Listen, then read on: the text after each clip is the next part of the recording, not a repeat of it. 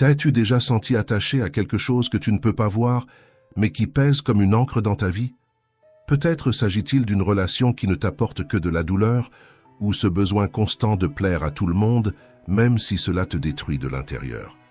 Ces liens émotionnels sont comme des chaînes invisibles qui te retiennent et absorbent ton énergie. Aujourd'hui, nous allons découvrir comment les enseignements stoïciens peuvent transformer tes attachements émotionnels en véritable liberté et en force intérieure. Se détacher émotionnellement, c'est faire un pas en arrière et reconnaître que ton bonheur est entre tes mains et que tu as le pouvoir de choisir comment réagir aux émotions qui surgissent. Découvrons ensemble comment abandonner la dépendance émotionnelle vis-à-vis des personnes et des situations et commencer à construire une vie dans laquelle tu comprends ta véritable valeur. Le détachement en pratique. Commencer le processus de détachement, c'est comme enfin ouvrir un sac à dos lourd que tu portes depuis des années, rempli de choses dont tu ne te souviens même plus pourquoi tu les as gardées.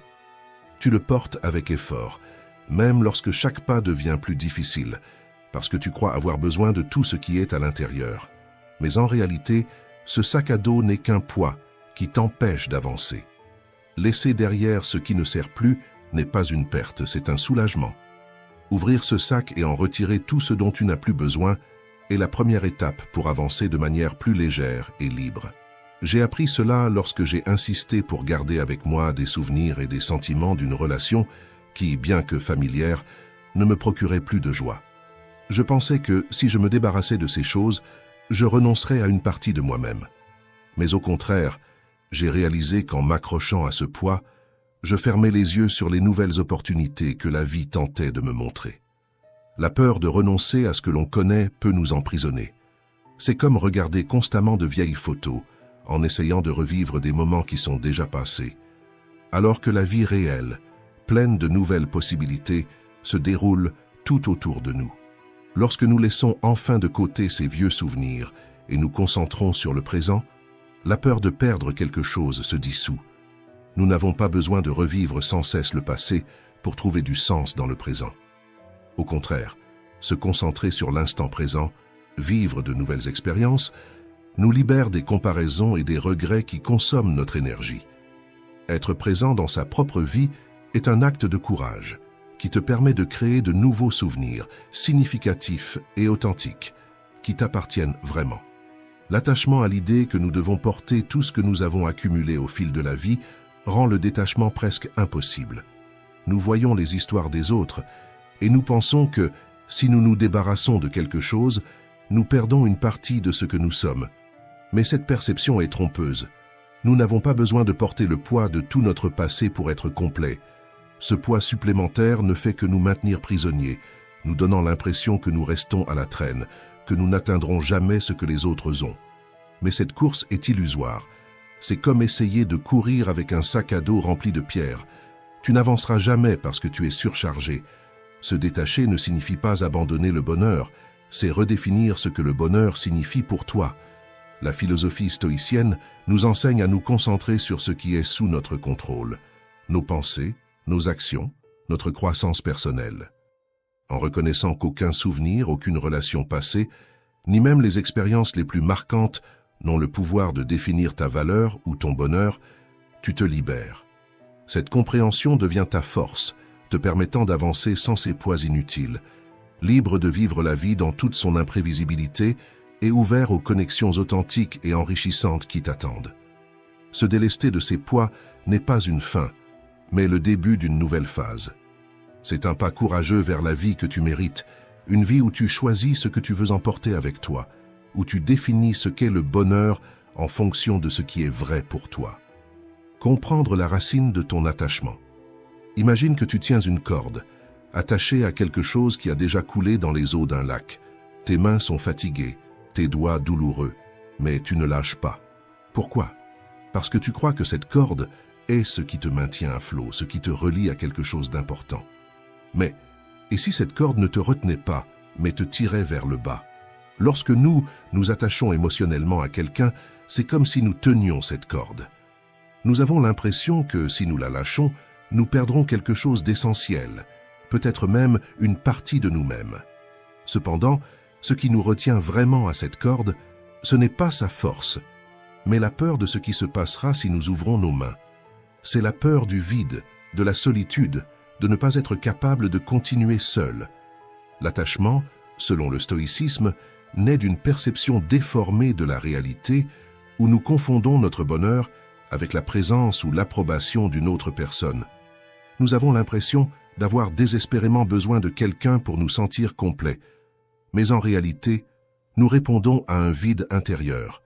Ce vide n'est pas causé par l'absence de la personne en soi, mais par la croyance erronée qu'elle comble quelque chose qui nous manque. Le philosophe stoïcien Épictète nous rappelle que ce qui nous blesse vraiment, ce ne sont pas les choses elles-mêmes, mais les jugements que nous portons sur elles.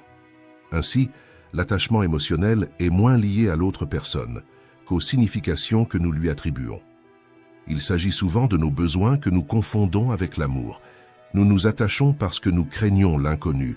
Nous avons peur d'affronter la vie sans cette personne, sans ce lien qui, bien que douloureux, est familier. C'est comme rester dans une zone de confort, même si elle est pleine d'épines. Nous préférons supporter la douleur du connu plutôt que d'affronter l'incertitude du nouveau. Cependant, le stoïcisme nous enseigne à embrasser l'inconnu et à nous concentrer sur ce qui est sous notre contrôle, c'est-à-dire notre propre esprit et nos réactions. La véritable racine de l'attachement réside souvent dans les croyances et les expériences passées que nous portons. Nous portons de vieilles blessures et des peurs qui ont commencé à un moment donné de notre histoire, et nous projetons tout cela dans nos relations actuelles, renforçant ainsi notre attachement. L'esprit préfère le confort de ce qui est familier, même si cela nous cause de la souffrance. Mais c'est à ce moment-là que nous devons commencer à changer. Comme l'enseignaient les anciens stoïciens, la clé de la liberté est de comprendre que nous sommes responsables de nos propres émotions. Nous devons remettre en question les histoires que nous nous racontons et reconnaître que l'esprit préfère le confort de ce qui est familier, même si cela cause de la souffrance. Pour se détacher émotionnellement, il est nécessaire de regarder à l'intérieur et de remettre en question ses croyances. Cet attachement est-il lié à une expérience d'enfance, à une relation marquante ou à une croyance que tu as adoptée au fil des années? Lorsque nous commençons à dévoiler ces racines, nous ouvrons la porte à une véritable guérison. Demande-toi, que suis-je vraiment en train de chercher à combler ici? Qu'est-ce que je pense qu'il me manque? Souvent, tu te rendras compte que le vide que tu cherches à combler n'a rien à voir avec l'autre personne, mais avec ta relation à toi-même. C'est là que l'introspection entre en jeu, te permettant de construire une base solide d'amour de soi. Se détacher d'un attachement émotionnel, c'est comme enfin décider de lâcher la corde. Tu te rends compte que tu n'as pas besoin d'elle pour flotter, que tu es capable de nager seul jusqu'à la surface et de trouver ce qui compte vraiment dans la vie. C'est un acte de courage, mais aussi de libération. En renonçant à ce qui ne te sert plus, tu crées de l'espace pour le nouveau, pour des expériences qui te feront véritablement grandir. Comme les stoïciens nous l'enseignent, la véritable force réside dans le fait de lâcher prise et de faire confiance à notre propre capacité à avancer. Rappelle-toi, ce qui compte vraiment, ce n'est pas ce que tu lâches, mais la force que tu découvres en toi-même en le faisant. En comprenant la racine de ton attachement, tu te libères des chaînes qui te retiennent et tu trouves le chemin vers une vie plus épanouie, plus légère et plus authentique. C'est dans ce voyage que tu découvriras que la véritable paix ne se trouve pas dans le fait de tenir la corde, mais dans le fait de la lâcher et de faire confiance à ta propre capacité à aller de l'avant. Si ce message a résonné en toi, laisse un like et abonne-toi à notre chaîne pour ne pas manquer les prochaines leçons de sagesse stoïcienne. Savoir discerner indifférence et indépendance. Se détacher émotionnellement de quelqu'un peut sembler une tâche effrayante, surtout lorsque nous confondons le concept d'indépendance avec l'indifférence. Mais il est essentiel de comprendre que se libérer émotionnellement ne signifie pas que tu dois devenir une personne froide ou distante. Au contraire, le véritable détachement est un acte de soin de soi et de connaissance de soi, où tu apprends à maintenir ta paix intérieure, quelles que soient les tempêtes qui surgissent dans les relations. L'indifférence, c'est le repli sur soi. C'est quand tu décides de te distancer émotionnellement pour éviter la douleur, souvent en coupant tout lien affectif, en faisant semblant que l'autre personne n'a plus d'importance. Mais c'est un piège dangereux, car en cherchant à te protéger, tu risques de t'isoler de tes propres émotions et du monde qui t'entoure. La véritable indépendance, en revanche, est la capacité de rester solide et centré, même lorsque les vents des relations tentent de te faire tomber. Il ne s'agit pas d'ignorer ou de nier les sentiments, mais d'apprendre à ne pas dépendre d'eux pour définir qui tu es ou pour déterminer ton bonheur. Pense à l'indépendance émotionnelle, comme à un jardin que tu cultives en toi. Tu peux y planter des graines d'amour, de tendresse et de compassion, mais c'est toi qui décides quand arroser, quand tailler et comment prendre soin de cet espace. Personne n'a le pouvoir de dévaster ce jardin à moins que tu ne le permettes. Et contrairement à l'indifférence, qui assèche le sol et durcit le cœur, l'indépendance fait fleurir la sérénité, te permettant d'aimer et de te soucier des autres sans te perdre dans ce processus. En discernant entre indifférence et indépendance, tu découvriras qu'il est possible de se détacher émotionnellement sans perdre ton humanité. Il ne s'agit pas d'arrêter d'aimer, mais d'apprendre à aimer d'une manière qui ne détruise pas ta paix intérieure. Être émotionnellement indépendant signifie que, même face aux défis, tu restes l'ancre de ton propre navire, guidant tes émotions avec sagesse et fermeté. Alors, la prochaine fois que tu ressens le besoin de te distancer émotionnellement de quelqu'un, demande-toi, est-ce que je cherche l'indifférence ou l'indépendance? Car si l'indifférence peut te protéger temporairement, seule l'indépendance te donnera la force et la liberté de vivre pleinement, sans te perdre dans le tourbillon des émotions des autres. Ouvre-toi à cette liberté et découvre que le véritable détachement ne consiste pas à fermer des portes, mais à ouvrir des fenêtres sur une vie où tu es le maître de tes propres émotions. Les vérités que nous partageons ici ont le pouvoir de changer des vies. Alors, si tu penses à quelqu'un qui a besoin d'entendre cela, partage cette vidéo. Et n'oublie pas de laisser un like, de t'abonner à la chaîne et d'activer les notifications. Reconnais ta valeur. Imagine un arbre robuste, profondément enraciné dans le sol fertile de sa propre existence. Il ne dépend pas d'une seule feuille pour rester ferme. De la même manière, tu n'as pas besoin d'une seule personne pour définir ta valeur, pour définir qui tu es. Ta valeur réside dans tes racines, dans ce que tu es en essence, et non dans les opinions ou la présence des autres. La valeur intrinsèque d'un arbre ne se mesure pas par la quantité de feuilles qu'il a à un moment donné, mais par la force de ses racines et sa capacité à continuer à croître, quelles que soient les saisons. Souvent, nous tombons dans le piège de croire que nous avons besoin de l'approbation et de l'amour des autres pour nous sentir complets. Comme s'il nous manquait quelque chose à l'intérieur, que seule cette personne pouvait combler. C'est comme construire une maison sur du sable. Sa structure est instable et peut s'effondrer à tout moment. Lorsque quelqu'un s'éloigne, il peut sembler qu'une partie de toi s'en va aussi, comme si ta valeur était liée et arrachée avec cette personne. Mais la vérité est que ta valeur est inébranlable, tout comme les racines d'un arbre qui reste solide, même lorsqu'il perd quelques feuilles. Ta valeur est enracinée dans ce que tu es, et non dans ce que les autres pensent ou ressentent à ton égard. Reconnaître ta valeur, c'est comprendre que tu es complet en toi-même. Peu importe qui s'éloigne ou comment les relations changent, tu restes une personne unique, digne et pleine de valeur.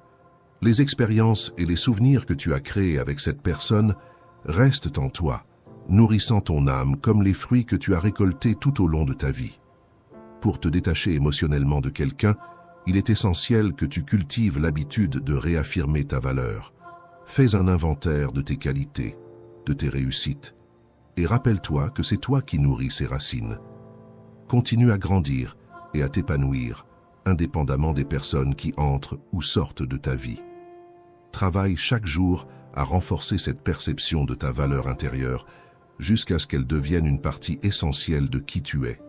Quand tu reconnais ta valeur intrinsèque, tu te libères de la dépendance émotionnelle. Tu deviens comme cet arbre robuste, capable de résister à n'importe quelle tempête et de fleurir en toute saison. Rappelle-toi que ta valeur ne dépend pas d'une autre personne. Elle t'appartient de droit. Elle est innée et immuable. L'amour de soi est le sol solide qui soutient ta vie.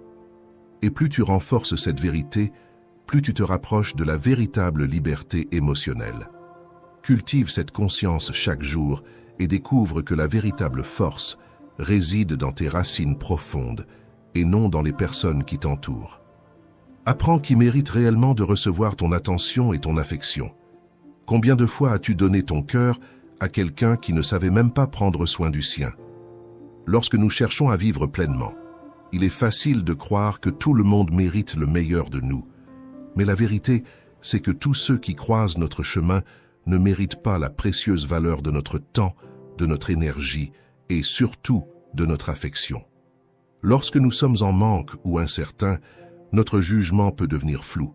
Tout comme un voyageur assoiffé dans le désert qui s'accroche au premier oasis qu'il trouve, nous pouvons nous accrocher à la moindre miette d'attention que l'on nous offre. Mais il est essentiel de comprendre que tous les oasis ne sont pas réels. Et souvent, en essayant de satisfaire notre soif dans des sources superficielles, nous finissons par nous intoxiquer. Cet attachement, nourri par la solitude ou la peur d'être seul, nous pousse à investir dans des relations qui ne méritent pas notre affection. En conséquence, nous donnons le meilleur de nous-mêmes à ceux qui, en retour, offrent peu ou rien. Cela nous laisse épuisés, vides, et remet en question notre propre valeur. La clé pour briser ce cycle est d'apprendre à discerner qui mérite vraiment ton attention. Commence par te poser la question. Cette personne me valorise-t-elle pour ce que je suis ou pour ce que je peux offrir? Si la réponse est plus en lien avec ce que tu offres qu'avec qui tu es, il est peut-être temps de réévaluer l'importance de cette personne dans ta vie. Cela peut sembler dur, mais tout le monde n'a pas le privilège de rester dans nos vies. Il ne s'agit pas d'arrogance, mais de connaissance de soi et de respect de soi. Apprendre à se valoriser, c'est reconnaître que ton temps et ton énergie sont des ressources limitées et précieuses. Imagine que ton cœur est un collier de diamants, gardé avec tout le soin du monde. Le donnerais-tu à n'importe qui? Bien sûr que non. Si tu comprends la valeur de quelque chose de précieux, tu deviens naturellement plus sélectif quant à qui y a accès. Cependant, dans les questions émotionnelles, nous laissons souvent la peur de la solitude ouvrir cette boîte à n'importe qui s'approche. Lorsque nous acceptons moins que ce que nous méritons, nous disons en quelque sorte au monde que nous ne croyons pas en notre propre valeur. Mais tu mérites mieux que cela. Avec sagesse et discernement, il est possible de façonner tes relations pour qu'elles reflètent réellement ce que tu mérites. L'attachement survient souvent, non pas parce que cette personne est spéciale, mais parce que, au fond, nous croyons ne jamais trouver quelqu'un d'autre pour prendre sa place. C'est un piège dangereux. Tout comme la Lune traverse des phases et se renouvelle à chaque cycle, nous devons également apprendre à nous renouveler et à laisser partir ce qui ne nous sert plus. Ta valeur ne diminue pas parce que quelqu'un ne parvient pas à la reconnaître. Apprendre à discerner qui mérite ton affection est un acte de courage. Cela nécessite de faire face à la réalité que tous ceux que tu aimes ne t'aiment pas de la même manière. C'est à ce moment que l'indépendance émotionnelle devient essentielle. L'indépendance ne signifie pas s'isoler ou ériger des murs autour de ton cœur. Cela signifie comprendre que tu es complet par toi-même et que toute personne qui entre dans ta vie est un complément, pas la source de ton bonheur. Commence donc à regarder tes relations avec honnêteté et bienveillance. Demande-toi si cette relation t'apporte de la croissance ou de la stagnation. Les personnes qui méritent vraiment ton attention sont celles qui contribuent à ton développement, qui te poussent à être meilleur et qui t'offrent un soutien sincère, sans rien attendre en retour. Les vraies connexions sont comme des jardins qui, lorsqu'ils sont entretenus, fleurissent et apportent une beauté réciproque. Celles qui te siphonnent ton énergie sans rien te rendre sont comme des mauvaises herbes qui doivent être coupées pour que le jardin prospère. La liberté émotionnelle commence lorsque tu comprends que ton affection est un cadeau et non une obligation. En apprenant à te valoriser, tu attires naturellement des personnes qui te valorisent aussi. Ne te sens pas coupable de poser des limites ou de t'éloigner de ceux qui ne méritent pas le meilleur de toi. Se détacher ne signifie pas fermer son cœur à l'amour, mais s'ouvrir à un amour plus vrai qui commence en toi. C'est le fondement sur lequel toutes les autres relations doivent être construites. En reconnaissant qui mérite vraiment ton affection, tu protèges non seulement ton cœur, mais tu ouvres également la voie à des relations sincères et profondes, des relations qui méritent vraiment le meilleur de toi. Ne laisse pas cette réflexion s'arrêter ici. Abonne-toi à notre chaîne, aime cette vidéo et continue d'évoluer. Nous sommes tous sur le chemin. Le véritable chemin vers la liberté. Se détacher émotionnellement de quelqu'un est l'un des plus grands défis que nous rencontrons, mais c'est essentiel pour atteindre la véritable liberté, comme l'enseigne le stoïcisme. Il est naturel de se sentir attaché à quelqu'un qui a marqué ta vie, mais il est important de comprendre que chaque relation est unique et irremplaçable. Nous ne pouvons pas réécrire le passé, changer ce qui s'est passé ou forcer une fin différente. Les stoïciens nous enseignent le danger de nous attacher à des illusions. Souvent, nous essayons de revivre ou de corriger le passé, mais cet attachement nous retient et nous empêche de vivre pleinement le présent. La véritable liberté émotionnelle ne réside pas dans le contrôle de tout ce qui nous entoure, mais dans l'apprentissage de lâcher ce qui ne nous sert plus. Pour commencer à te libérer, pratique le détachement dans de petites situations quotidiennes. Lorsque tu ressens le besoin de contrôler quelque chose ou de revivre un passé douloureux, souviens-toi des paroles d'Épictète. Certaines choses sont sous notre contrôle et d'autres non. Et pose-toi ces questions. Est-ce que cela est sous mon contrôle? Ai-je besoin de porter cela? Si la réponse est non, permets-toi de te libérer. Avec le temps, tu réaliseras que la vie coule avec plus de légèreté et que ce qui compte vraiment reste à tes côtés. Non pas parce que tu l'as forcé, mais parce que c'était censé être ainsi. Le détachement devient un acte de sagesse, où tu reconnais que la paix intérieure vient de l'acceptation de ce que nous ne pouvons pas changer et de la concentration sur ce que nous pouvons. Comme nous le rappelle Marc Aurèle, la véritable liberté est de vivre en accord avec ta nature. Accepter que tout ne soit pas sous notre contrôle fait partie de la vie. Lorsque nous lâchons le besoin de contrôler l'incontrôlable, nous gagnons la tranquillité d'esprit. Chaque personne que tu aimes et perds laisse une marque unique en toi. Ces marques, dans la vision stoïcienne, sont des souvenirs à chérir, non à porter comme un fardeau. Quand tu comprends cela, tu embrasses une liberté d'appartenir à toi-même, de valoriser ton histoire. De comprendre que même les leçons difficiles ou les moments les plus douloureux t'ont appris à te reconnaître, à t'aimer, à être ton véritable ami. Nous ne pouvons offrir un amour véritable aux autres que lorsque nous nous sommes déjà offert cet amour à nous-mêmes. En embrassant cette liberté, tu crées de l'espace pour la croissance de nouvelles connexions et pour vivre pleinement le présent. La vraie liberté réside dans la reconnaissance de ta valeur et non dans le fait de la transférer à quelqu'un ou à quelque chose. Il ne s'agit pas de vivre sans avoir besoin de personne ou de ne pas avoir de liens affectifs, mais de choisir quels liens valent la peine d'être gardés et lesquels doivent être relâchés. Il existe une place pour toi dans le monde, une relation réciproque, une amitié véritable, une famille solide. Peu importe si tu n'as jamais vécu cela jusqu'à aujourd'hui, nous pouvons briser les cycles de nos vies. Nous n'avons pas besoin de revivre le passé. La seule chose qui nous pousse à répéter l'histoire que nous connaissons déjà, c'est nous-mêmes. Quand nous croyons que nous ne méritons pas mieux, que nous ne pouvons pas faire différemment, lorsque nous ignorons le présent et délaissons notre pouvoir personnel pour nous réfugier dans une douleur que nous connaissons déjà. En comprenant que le détachement commence en toi, dans ce que tu ressens et comment tu gères tes émotions, tu ne trouves pas seulement la liberté, mais tu découvres aussi un autre niveau de profondeur et de sens dans tes relations et dans ta vie. L'outil le plus puissant que le stoïcisme peut nous enseigner est d'apprendre à regarder en nous-mêmes, que nous puissions apprendre à vivre le véritable amour en nous donnant pleinement, mais sans aucun attachement. Commente lequel de ces enseignements tu vas mettre en pratique dans ta vie. Merci d'avoir partagé ces minutes de sagesse avec moi et à la prochaine, mes amis. Dans la vidéo d'aujourd'hui, nous allons parler de comment nettoyer votre esprit peut apporter plus de clarté à votre vie. Souvent, nous perdons le contrôle de notre esprit. Nous pensons trop, imaginons tout ce qui pourrait mal tourner, ressentons la peur de l'avenir ou restons accrochés au passé, même en sachant que nous ne pouvons pas le changer. Le stoïcisme est une philosophie qui nous enseigne de manière simple à avoir plus de clarté mentale et à vivre dans le présent. Nous allons explorer 10 habitudes que vous pouvez commencer à pratiquer dès maintenant pour détoxifier votre esprit et trouver la paix, peu importe où vous êtes ou ce que vous traversez. Ces pratiques vont changer la manière dont vous gérez vos pensées. Au lieu de vous sentir perdu ou contrôlé par elles, vous allez apprendre à avoir plus de contrôle sur votre esprit. La véritable paix ne vient jamais de l'extérieur. Elle commence toujours en nous. Alors, commençons par la première habitude. Ne laissez rien de négatif s'accumuler. Imaginez que vous êtes à un dîner de famille et quelqu'un fait un commentaire qui vous dérange profondément.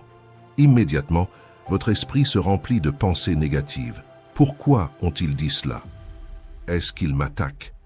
Ces pensées automatiques sont comme des toxines mentales qui volent notre paix. Mais il y a une manière de changer cela. Détoxifier votre esprit commence lorsque vous prenez conscience de l'impact de ces pensées. Le stoïcisme nous enseigne que ce n'est pas l'événement qui nous perturbe, mais plutôt la manière dont nous interprétons ce qui nous arrive. Pensez à cela comme à un nettoyage mental. Plutôt que de laisser un commentaire toxique et négatif troubler votre paix, vous avez le pouvoir de le réinterpréter. Imaginez qu'en rentrant chez vous, vous réfléchissiez aux commentaires. Au lieu de ruminer et d'alimenter des pensées négatives, vous décidez de faire un détox mental en vous demandant « Comment puis-je voir cette situation d'une manière qui m'enseigne quelque chose de positif? Comment puis-je répondre d'une manière qui me permette de maintenir ma paix ?» C'est le début de la détoxification mentale, choisir la conscience au lieu de réagir impulsivement. Prenez l'exemple de Sophie, une jeune mère qui avait l'habitude de se sentir mal face aux critiques sur la manière dont elle élevait ses enfants. Ces commentaires la blessaient et ébranlaient sa confiance.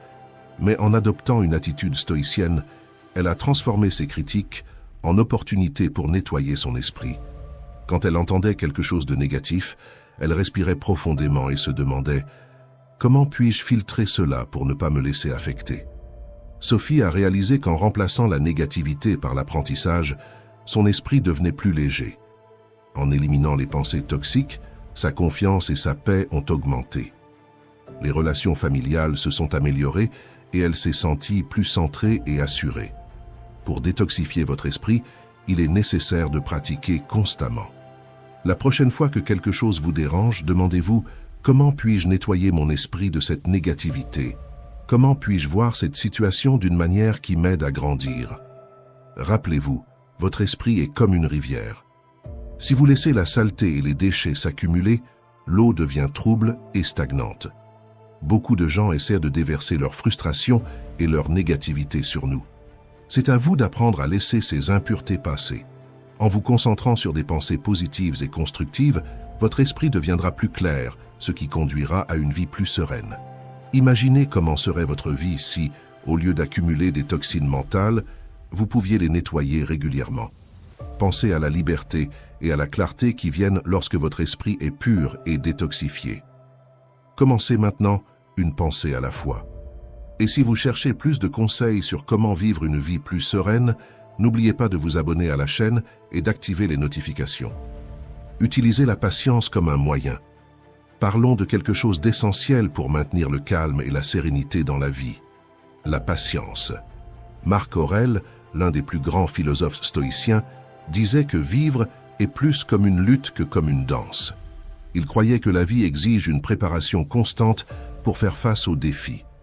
Cette pensée nous montre à quel point il est important de cultiver la patience pour gérer les difficultés du quotidien. La patience est la capacité d'accepter ou de faire face aux retards, aux problèmes ou aux situations difficiles sans se mettre en colère ou devenir anxieux. Aujourd'hui, avec tout ce qui se passe si rapidement, nous courons toujours après des résultats immédiats. Il est facile de perdre son calme. Nous voulons tout pour hier, et cette précipitation génère beaucoup de frustration et de stress. Mais, quand nous apprenons à être patients, nous acquérons la capacité de faire face aux défis de manière plus sereine, en réduisant les pensées négatives et en diminuant le stress. Pensez à une situation courante, comme attendre dans une longue file. Au lieu de vous irriter, vous décidez de prendre une grande inspiration et d'utiliser ce temps pour pratiquer la patience.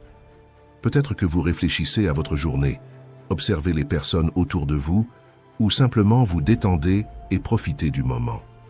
Ce simple acte d'acceptation peut transformer une situation stressante en une opportunité de développement personnel. Mais pourquoi ce changement d'attitude est-il si puissant? Parce que, comme disait Zénon de Cityon, fondateur du stoïcisme, le bien suprême est l'harmonie de l'âme avec elle-même. La patience nous enseigne à accepter les choses telles qu'elles sont, sans essayer de les forcer à être différentes. Lorsque nous cessons de lutter contre ce que nous ne pouvons pas contrôler, et acceptons le présent, nous réduisons la tension mentale et l'anxiété. Cela ne signifie pas que nous renonçons à agir ou à améliorer ce qui est à notre portée. Cela signifie que nous choisissons de répondre de manière calme et consciente, plutôt que de réagir impulsivement. Être patient nous donne le temps et l'espace pour réfléchir avant d'agir. Socrate enseignait que une vie non examinée ne vaut pas la peine d'être vécue. En pratiquant la patience, nous créons l'occasion de réfléchir, de prendre des décisions plus sages et réfléchies, au lieu d'agir par impulsion et émotion. Ainsi, la patience devient non seulement un moyen de maintenir le calme, mais aussi une manière de vivre de façon plus complète et consciente. Maintenant que vous comprenez le pouvoir de la patience, je vous demande, êtes-vous prêt à apporter davantage de cette compétence dans votre vie? Commencez dès aujourd'hui, dans de petites situations, et voyez comment votre calme augmente. Comme l'a dit Stephen Covey, « Je suis le produit de mes décisions, non de mes conditions. » Pratiquez la patience et découvrez comment vos choix peuvent transformer votre vie. Et un choix que vous pouvez faire aujourd'hui, c'est de mettre un like sur cette vidéo. De cette manière, vous permettez à ce savoir de toucher plus de personnes qui en ont besoin. Devenez présent. Être présent va bien au-delà d'être simplement physiquement dans un endroit. C'est un engagement conscient de vivre intensément le moment présent en profitant de chaque instant au maximum. Dans la vie, contrairement à une salle de classe où quelqu'un peut répondre pour nous, il est impossible de déléguer notre présence. Être attentif et présent est une responsabilité que nous seuls pouvons assumer. Notre esprit, souvent, a tendance à vagabonder. Nous restons piégés dans les souvenirs du passé ou angoissés par l'avenir. Le stoïcisme, avec son approche pratique, nous enseigne que la véritable paix mentale se trouve dans le présent. Comme l'a dit Sénèque, « Malheureux est l'esprit anxieux de l'avenir ».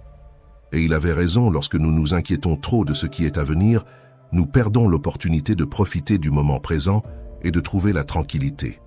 Pour nettoyer notre esprit et lutter contre cette tendance, nous devons l'entraîner à se concentrer sur le présent.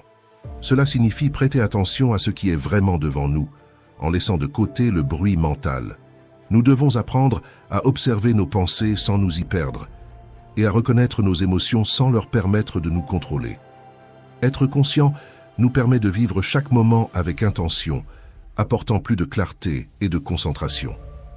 Quand nous parvenons à rester dans le présent, les préoccupations liées au passé et au futur diminuent, laissant place à un sentiment de paix et de satisfaction.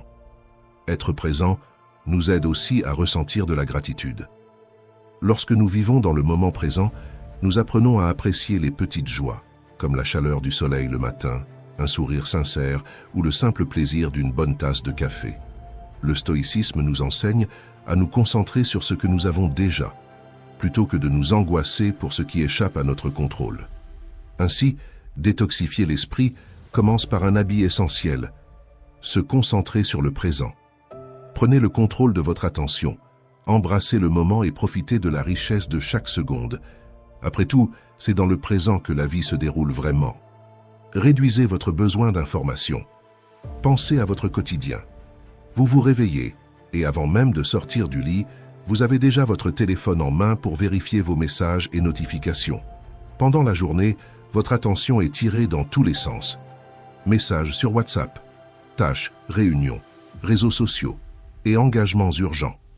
À la fin de la journée, votre esprit est épuisé et confus, et les moments de véritable calme semblent de plus en plus éloignés. Sénèque nous donne un conseil précieux. La plénitude du plaisir est atteinte lorsque nous limitons nos désirs. De la même manière, la paix mentale surgit lorsque nous contrôlons ce que nous laissons entrer dans notre esprit. En choisissant avec soin où concentrer votre attention, vous commencez à nettoyer votre esprit et à retrouver votre bien-être. Prenez l'exemple de Camille, une jeune entrepreneuse qui vivait stressée et surchargée. Elle sentait que son esprit était toujours plein et qu'elle n'avait jamais de temps pour rien. Camille a réalisé qu'elle devait changer. Elle a commencé à limiter le temps passé sur les réseaux sociaux, à créer un environnement de travail plus calme et à réserver quelques minutes par jour pour se déconnecter et rester en silence. Avec ce simple changement, Anna est devenue plus productive et beaucoup moins anxieuse. Vous pouvez aussi commencer à nettoyer votre esprit en diminuant les stimuli autour de vous. Au lieu d'être en ligne tout le temps, définissez des horaires spécifiques pour accéder aux réseaux sociaux. Créez des espaces sans distraction à la maison et au travail. Essayez une détox digitale en réservant quelques heures ou même une journée entière pour vous déconnecter. Concentrez-vous sur une chose à la fois, en prêtant une attention pleine à ce que vous faites. Ainsi, vous reprenez le contrôle de votre esprit et créez un espace pour penser clairement. Sénèque parlait aussi de vivre de manière plus simple. Il disait « Si vous voulez profiter de votre vie, réduisez vos besoins ». Aujourd'hui, cela signifie réduire l'excès d'informations et de stimuli pour atteindre plus de paix et de satisfaction. Pensez à Pierre, par exemple, un étudiant qui se laissait toujours distraire par son téléphone pendant qu'il étudiait. Il a alors décidé de laisser son téléphone dans une autre pièce et d'utiliser la technique Pomodoro pour rester concentré. En quelques semaines, Pierre a remarqué une grande amélioration de sa concentration et de ses études. La technique Pomodoro est simple.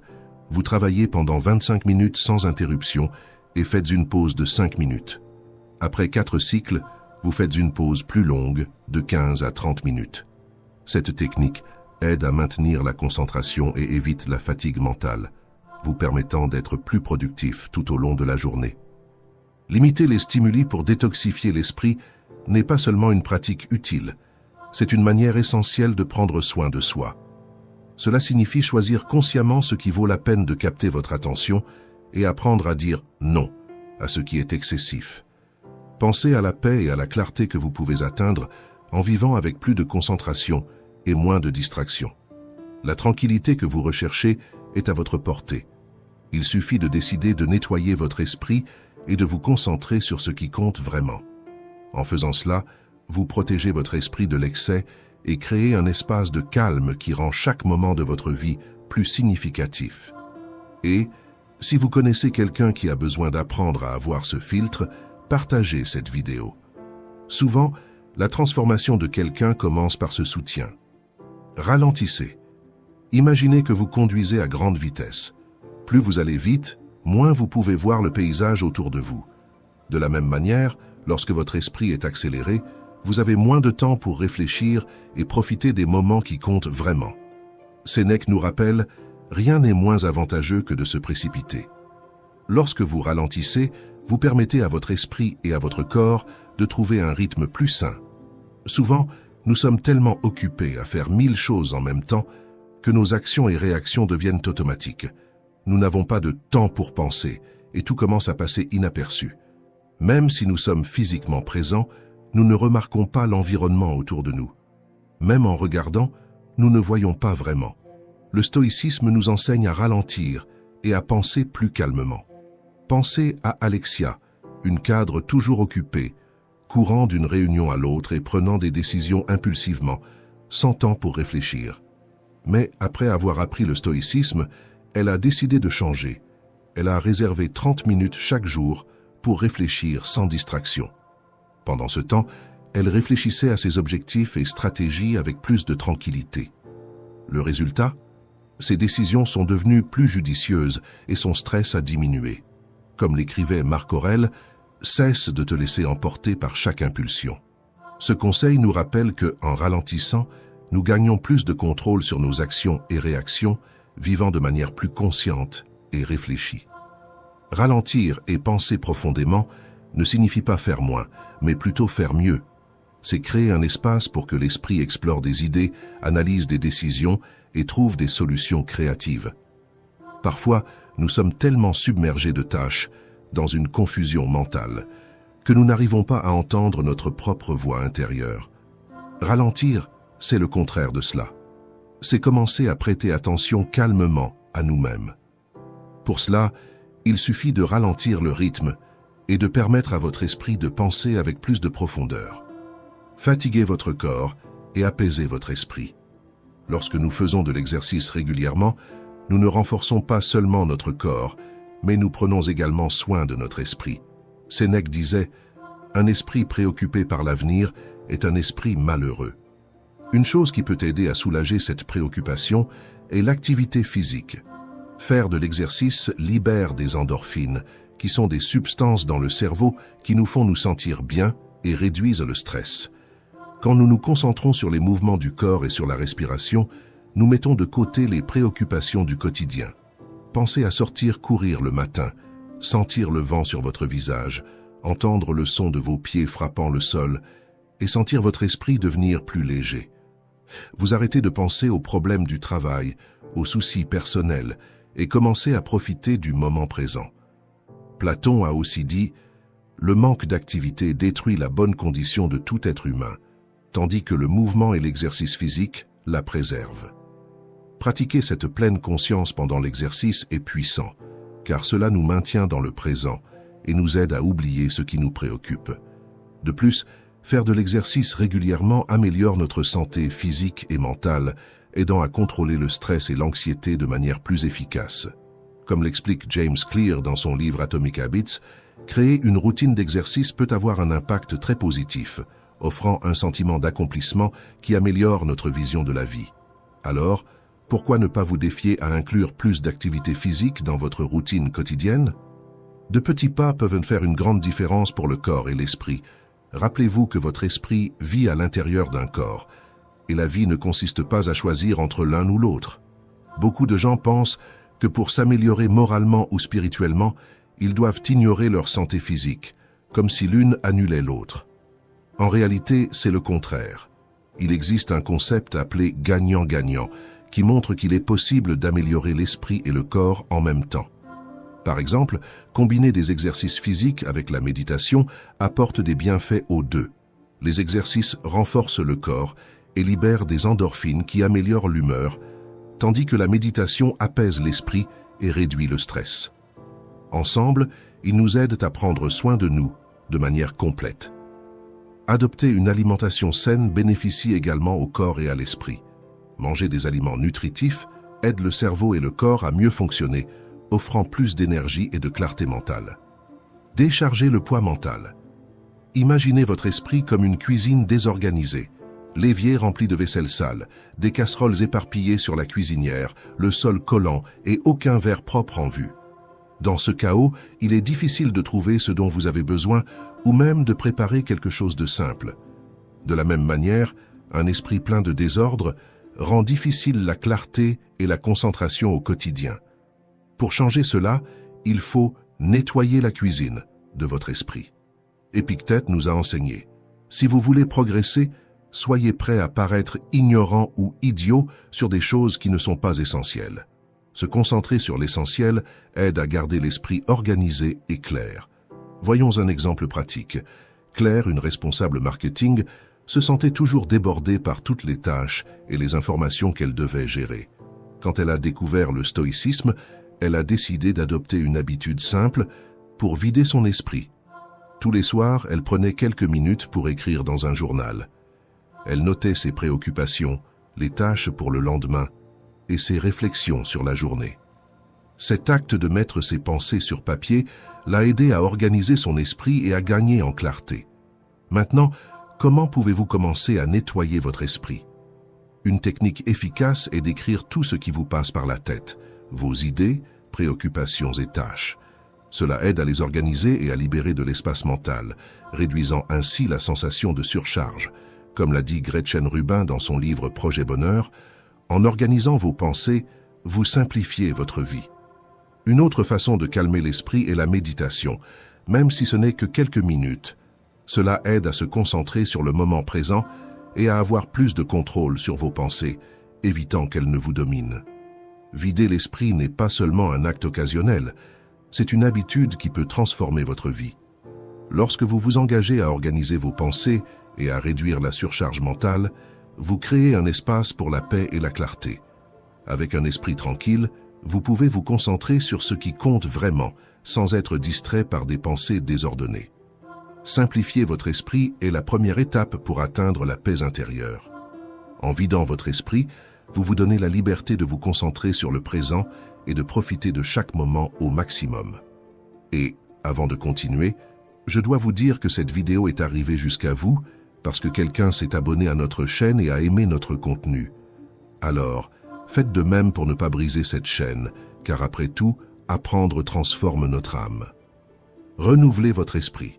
le pouvoir des affirmations positives. Les affirmations positives sont un moyen simple et puissant de nettoyer l'esprit et de se concentrer sur ce qui compte vraiment. Elles nous aident à remplacer les pensées négatives et les schémas toxiques par une vision plus claire de la réalité. La philosophie stoïcienne nous enseigne que la véritable liberté vient de la maîtrise de nos réactions face aux adversités. Comme l'a dit Diogène Laërce, ce n'est pas la richesse ou la position sociale qui nous rend libres, mais la clarté et la sérénité de l'esprit. Utiliser des affirmations positives est une façon de cultiver cette clarté. Cela nous aide à voir le monde de manière plus équilibrée et réaliste. Pensez à la façon dont vous commencez votre journée. Au lieu de vous réveiller en pensant « aujourd'hui sera une journée difficile », essayez de commencer la journée avec l'affirmation « aujourd'hui, j'ai l'opportunité de faire quelque chose d'incroyable ». Ce simple changement de mots peut transformer votre état d'esprit et votre capacité à vous concentrer sur les solutions plutôt que sur les problèmes. Les affirmations positives fonctionnent comme un nettoyage mental, éliminant les pensées limitantes et apportant un flux de confiance et d'optimisme dans votre vie. Répéter des affirmations positives, c'est comme pratiquer une hygiène mentale quotidienne. Tout comme nous nous brossons les dents pour garder la bouche propre, utiliser des affirmations aide à garder l'esprit libre de pensées qui nous dépriment. Commencez par identifier les pensées négatives qui apparaissent habituellement dans votre esprit. Ensuite, remplacez ces pensées par des affirmations qui défient directement ces croyances. Par exemple, remplacez « je ne suis pas assez bon » par « je suis capable et je mérite d'atteindre mes objectifs ». En répétant ces affirmations, surtout dans les moments difficiles, vous entraînez votre esprit à être plus sain et productif. Cela peut réduire l'anxiété et favoriser la paix et la clarté. Comme l'a dit Daniel Goleman, auteur du livre Intelligence émotionnelle, la véritable intelligence est la capacité de changer. Incorporer des affirmations positives dans votre routine peut transformer votre façon de penser, créant une vision plus positive de la vie. Essayez de commencer cette pratique aujourd'hui et voyez comment votre esprit devient plus clair et concentré. Rappelez-vous, les mots que nous utilisons pour parler à nous-mêmes façonnent nos croyances sur ce qui est possible. Choisissez des mots qui ouvrent des portes vers un avenir plus lumineux et plein d'opportunités. Commentez lequel de ces enseignements vous allez appliquer dans votre vie dès aujourd'hui. Et merci de m'avoir accompagné dans ces minutes de sagesse. Le stoïcisme a le pouvoir de changer profondément notre façon de vivre et de percevoir nos vies. Les stoïciens ont été les premiers à comprendre les émotions humaines, nous enseignant à développer l'intelligence émotionnelle et à construire une force intérieure. Cela nous donne la capacité de faire face aux difficultés de la vie avec plus de clarté et de sagesse. Dans cette vidéo, nous allons explorer 10 leçons précieuses inspirées des œuvres de 3 grands philosophes, Marc Aurèle, Épictète et Sénèque. Les paroles de ces sages ont résisté à l'épreuve du temps pour une raison. Elles offrent un guide puissant pour une vie plus significative et gratifiante. Alors commençons. Qui était Marc Aurèle? Marc Aurèle, le dernier des 5 grands empereurs de Rome, était un leader exceptionnel. Il a gouverné l'Empire à une époque de grands défis, une pandémie de 15 ans, des troubles civils, des guerres aux frontières, une décadence culturelle, des inégalités de revenus, entre autres problèmes. Il est facile de comprendre pourquoi il s'est tourné vers le stoïcisme. Pour Marc Aurèle, cette philosophie offrait un soulagement face aux difficultés de la vie. C'est cette quête d'équilibre et de compréhension qui l'a inspiré à écrire les Méditations. Ce texte sert de guide pratique et de consolation pour l'âme, offrant sagesse et réconfort aux générations futures. Comme l'a dit l'historien Brand, alors que peu se souviennent des victoires militaires des Romains, le journal de réflexion de Marc Aurèle reste vivant. Dans ses écrits, rédigés dans le calme de la nuit, il ne parlait pas des événements du jour ou des plans pour l'avenir, mais des idéaux selon lesquels il vivait, des idéaux qui continuent d'inspirer aujourd'hui. Le stoïcisme, après tout, a été créé pour cela, être un remède pour l'âme qui nous aide à affronter les difficultés de la vie et à prospérer malgré elles. Leçon 1. Les vertus stoïques. Marc Aurèle a écrit que si, à un moment donné de votre vie, vous trouvez quelque chose de meilleur que la justice, l'honnêteté, la maîtrise de soi et le courage, vous devriez l'embrasser sans hésiter, car cela doit être vraiment extraordinaire. Pendant que Marc Aurèle écrivait les Méditations, il y a eu une invasion à Rome qui a provoqué une guerre de 5 ans. Il y a eu une grande inondation de la rivière Tibre qui a détruit des maisons et causé la famine, et la peste antonine qui a apporté une maladie mortelle. Ces crises ont affaibli son empire, et plusieurs tribus du Nord en ont profité pour attaquer. Marc Aurèle a dû gérer tout cela pendant son règne. Pourtant, il ne mentionne pas ces tragédies dans son journal personnel.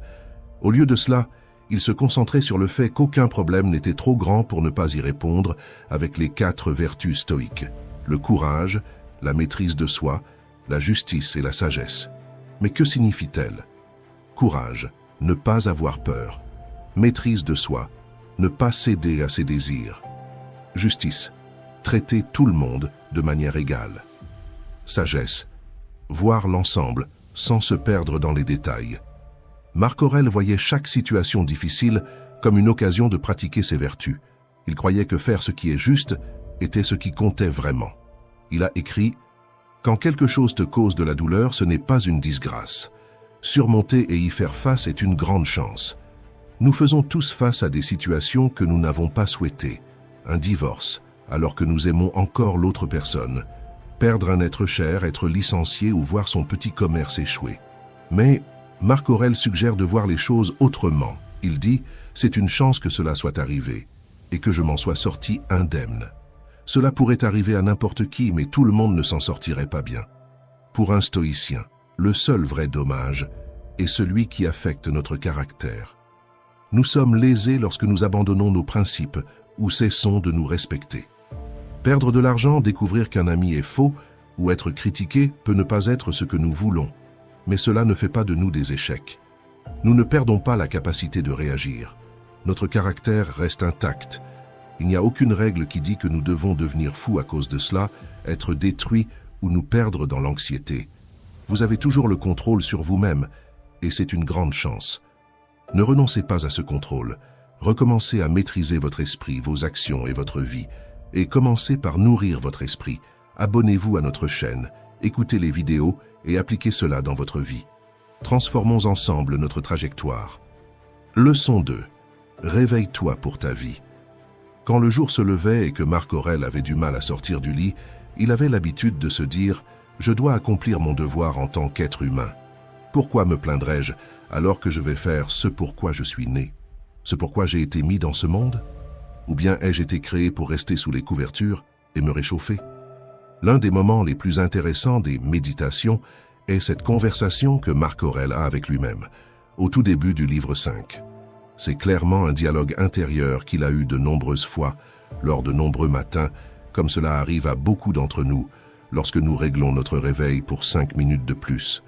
Il savait qu'il devait sortir du lit et commencer la journée, mais le désir de rester sous la couverture chaude était fort. Nous comprenons tous ce sentiment. Parfois, nous ne voulons pas nous lever et affronter la vie, et cela rend la situation encore plus impressionnante. Parce qu'en réalité, Marc Aurèle, en tant qu'empereur, n'avait pas besoin de sortir du lit. Il aurait pu dormir tard tous les jours, sans que cela n'ait de conséquences. Personne n'aurait réduit son salaire ou ne l'aurait interrogé sur son retard. Pourtant, Marc Aurèle insistait pour se lever tôt et commencer à travailler. Mais pourquoi? Comme Dante l'a écrit dans son poème épique, « Sous les couvertures, il n'y a pas de chemin vers la renommée. Rien ne peut être accompli en restant allongé sous les draps. » Ou comme Shakespeare l'a écrit, « De rien, il ne sort rien. » Marc Aurèle savait que conquérir le matin était essentiel pour gagner la journée et réussir dans la vie. Il comprenait que, bien qu'il soit l'homme le plus puissant du monde, cela ne le dispensait pas de vivre selon les lois de la nature et de faire ce qui devait être fait. Il savait que son statut d'empereur ne signifiait rien s'il ne tenait pas parole envers lui-même. Il savait que dormir jusqu'à tard signifiait simplement perdre le contrôle de la journée et réagir aux événements, au lieu d'agir avec intention. C'est simple, si vous voulez être productif, accomplir plus de choses et atteindre le succès, vous devez vous lever tôt et commencer la journée avec détermination. Réveillez-vous avant la paresse, sinon elle dominera votre journée et peu à peu dominera votre vie. Comprenez cela, et vous réussirez à changer toute votre vie. Et, avant de continuer, je dois vous dire que ce contenu ne vous est parvenu que parce que quelqu'un avant vous a laissé un like, a fait un commentaire et s'est abonné à la chaîne. Faites de même pour ne pas briser cette chaîne. Qui était Épictète? Épictète était un philosophe stoïcien grec qui, bien qu'étant né esclave, est devenu l'un des penseurs les plus importants de son époque. Il ne se voyait pas comme un maître, mais comme quelqu'un qui utilisait le stoïcisme comme une façon pratique de vivre. Ses enseignements étaient si précieux que des gens de tous horizons venaient l'écouter, même les plus riches. L'empereur Hadrien lui-même envoyait ses fils pour apprendre auprès de lui. Étant né esclave, Épictète n'avait pas eu l'occasion d'apprendre à lire et à écrire. Cependant, l'un de ses élèves, Flavius Arrien, a consigné ses enseignements dans 4 livres. 2 de ces livres se sont perdus avec le temps, mais les 2 autres continuent d'influencer de nombreuses personnes encore aujourd'hui. Un exemple notable est l'empereur Marc Aurèle, qui a exprimé sa gratitude pour avoir reçu un livre d'Épictète. Theodore Roosevelt, l'un des présidents les plus importants de l'histoire des États-Unis, portait toujours un exemplaire avec lui lors de ses expéditions. L'amiral James Stockdale, prisonnier de guerre au Vietnam pendant 7 ans, a utilisé les enseignements d'Épictète pour trouver la force de survivre. Beaucoup de personnes ont été profondément influencées par Épictète, et en regardant cette vidéo, vous comprendrez pourquoi il est considéré comme l'un des penseurs les plus sages de tous les temps. Leçon 3. Restez humble. Abandonnez l'orgueil et la vanité, car il est impossible d'apprendre ce que vous pensez déjà savoir. Épictète gardait toujours les yeux et les oreilles ouverts, cherchant à apprendre de toutes les personnes et de toutes les situations autour de lui. C'est l'attitude que nous devons adopter chaque jour, que nous soyons experts dans ce que nous faisons, ou que nous soyons simplement débutants. Chaque personne que nous rencontrons, chaque situation que nous vivons, chaque livre que nous lisons ou film que nous regardons, est une occasion d'apprendre, de nous améliorer, d'avancer sur le chemin de la croissance. L'une des questions qu'Épictète aimait le plus poser à ses élèves était « Avez-vous progressé ?» Pour y répondre, nous devons nous concentrer sur ce que nous ne savons pas encore et sur ce que nous pouvons améliorer, plutôt que de nous glorifier pour ce que nous maîtrisons déjà. L'humilité ne nous diminue pas, au contraire, elle nous grandit. Lorsque nous nous considérons comme des éternels apprentis de la vie, nous sommes toujours ouverts à apprendre et à évoluer. Cette posture nous rend véritablement grands, car nous reconnaissons qu'il y a toujours quelque chose de nouveau à découvrir et à améliorer en nous-mêmes. Commencez dès maintenant. Commentez sur cette vidéo ce que vous avez appris aujourd'hui. Quelle a été la situation où vous avez gardé vos yeux et votre cœur ouverts pour apprendre? Ce commentaire, aussi simple soit-il, a le pouvoir de réorienter votre attention vers le progrès et l'apprentissage, peu importe ce qui se passe dans votre vie. Leçon 4. La dichotomie du contrôle. Divisez le monde en 2 catégories, ce que vous ne pouvez pas contrôler et les choix que vous faites concernant ce que vous pouvez contrôler. Épictète enseignait « Le bien et le mal ne sont pas en dehors de nous, mais en nous dans nos choix. » Apprendre à différencier ce qui dépend de vous de ce qui ne dépend pas de vous est une compétence qui peut changer votre vie. Par exemple, imaginez que votre vol est retardé à cause du mauvais temps.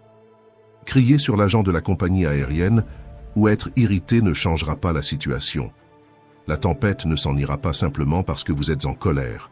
De même, désirer être plus grand, être né dans un autre pays ou que tout le monde vous aime ne change pas la réalité. Lorsque nous passons notre temps et notre énergie à essayer de changer ce que nous ne pouvons pas contrôler, nous négligeons de nous concentrer sur ce que nous pouvons réellement changer. Comme le disait Épictète, nous ne pouvons contrôler que nos décisions.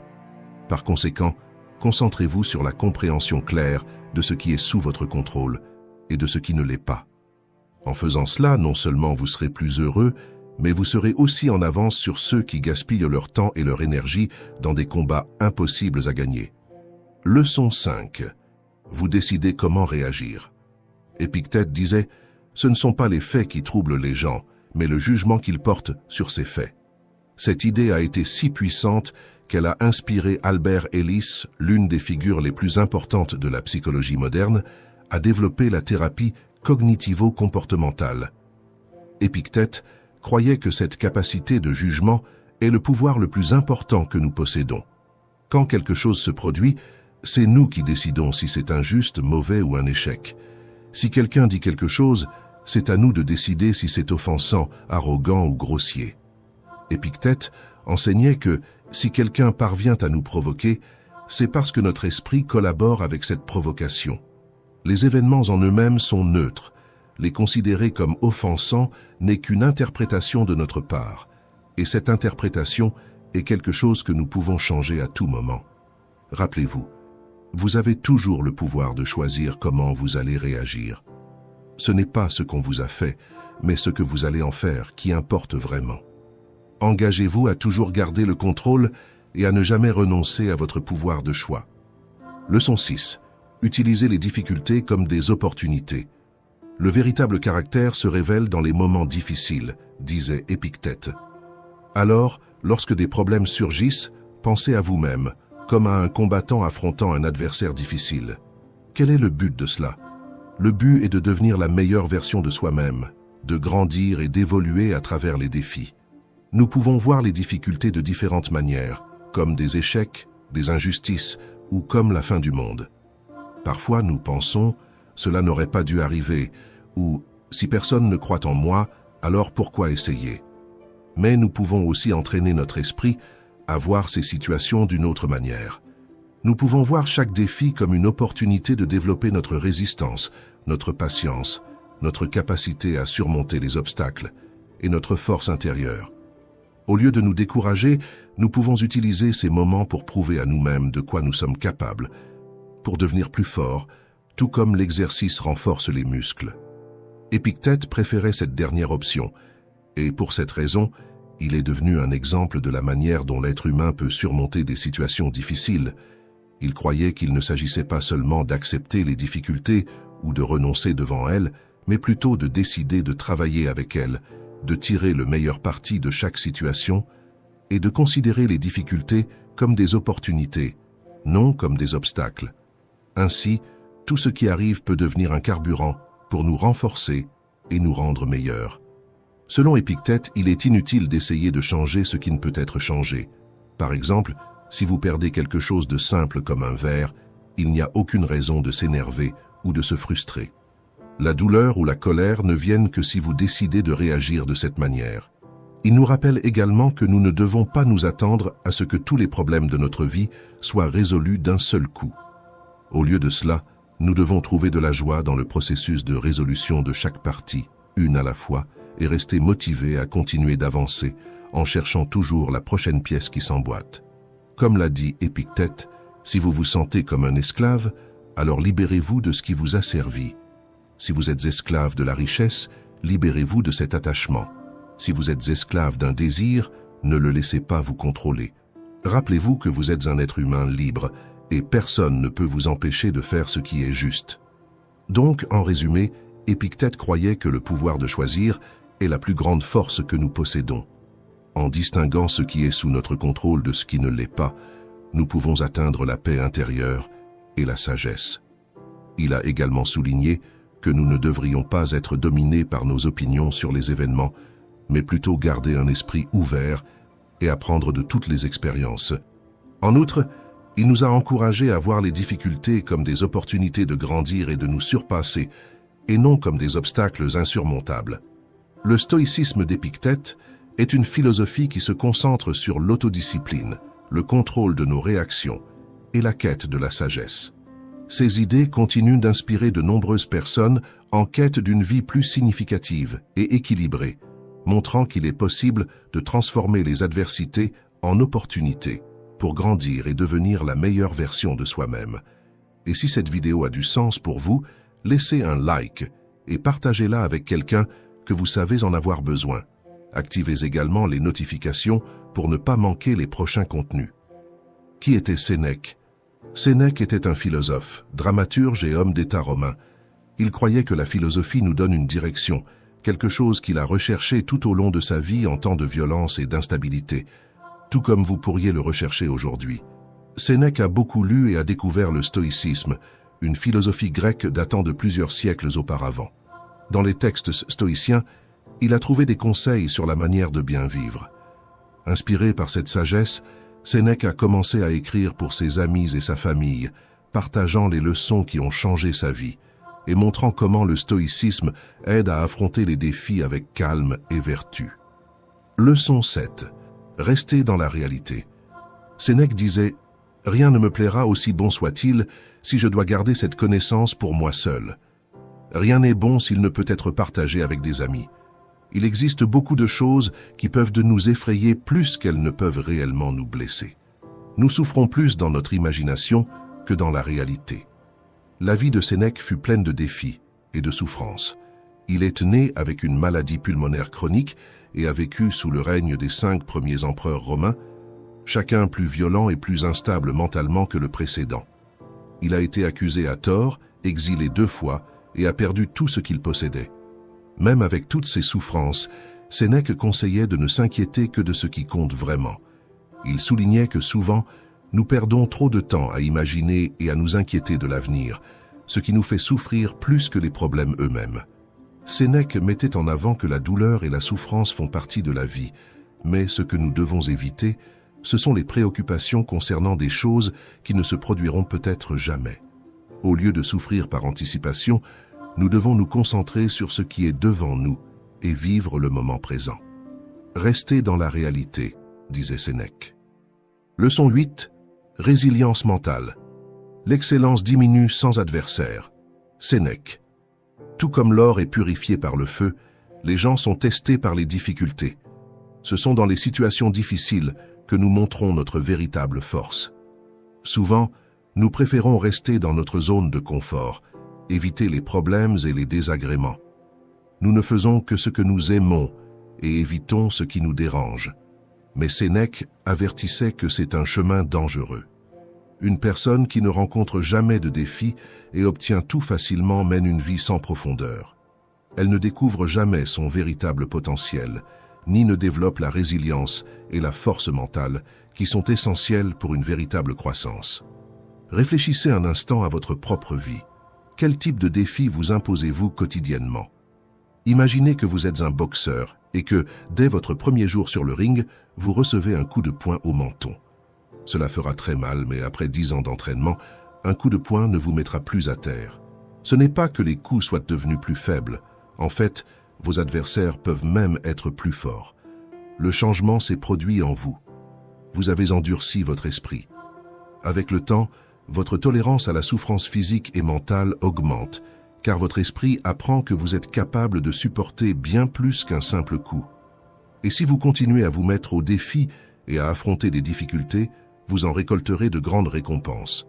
C'est pourquoi Sénèque disait « Si vous avez traversé la vie sans affronter un adversaire, personne, pas même vous, ne saura de quoi vous êtes capable. » Il parlait à plusieurs reprises de l'importance de l'adversité, non seulement d'accepter les défis que la vie nous présente, mais aussi de rechercher activement des difficultés pour devenir plus forts, meilleurs et plus préparés. Sénèque croyait que chaque jour, nous devrions nous défier et prendre des décisions qui nous poussent en avant, au lieu de nous complaire. Lorsque nous affrontons quelque chose de difficile, nous devrions être reconnaissants de l'opportunité de développer notre véritable potentiel. Leçon 9. Connectez-vous avec ceux qui vous feront évoluer. Associez-vous à ceux qui vous rendront meilleurs et accueillez ceux que vous pourrez améliorer vous-même. Sénèque. Sénèque soulignait l'importance de choisir avec soin les personnes qui nous entourent, car elles influencent directement notre caractère et notre comportement. La phrase la plus répétée de Jim Rohn est « Vous êtes la moyenne des 5 personnes avec qui vous passez le plus de temps ». Cela signifie que les personnes avec qui nous vivons ont un impact considérable sur nous.